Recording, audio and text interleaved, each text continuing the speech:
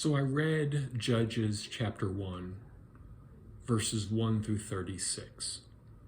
And the book of Judges opens with the Israelites continuing their conflict of the promised land, kind of their failure to obey God and destroy all the evil inhabitants. Soon comes back to haunt them, primarily in two ways, right? The enemies reorganize and counterattack, and then Israel turns away from God, adopting the evil and idolatrous practices of the inhabitants of the land. So then an angel of the Lord appeared at Bochum to inform the Israelites that their sin and disobedience had broken their relationship with God and would cause punishment through oppression.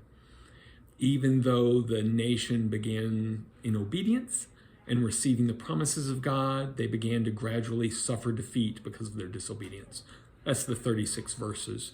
I looked for the Messiah, a type of Jesus in chapter 1. I know the judges represent Jesus. Jesus is the ultimate judge.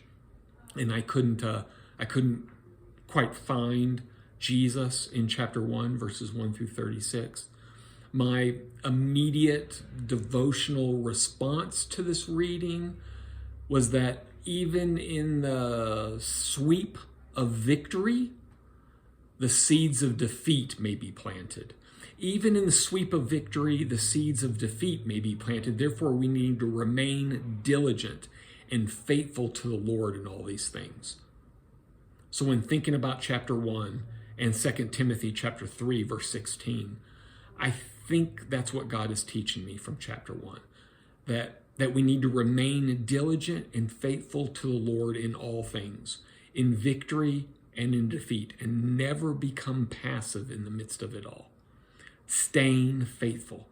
And that's probably the key to discipleship. That's probably the key to continuing to grow closer to God, to grow stronger in our faith, to walk further down the path of discipleship, is by staying faithful in good times and in bad, and never falling into the trap of becoming passive or relaxing or coasting along, if that makes any sense.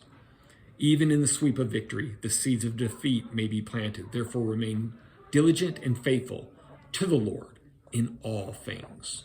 What will chapter 2 teach us?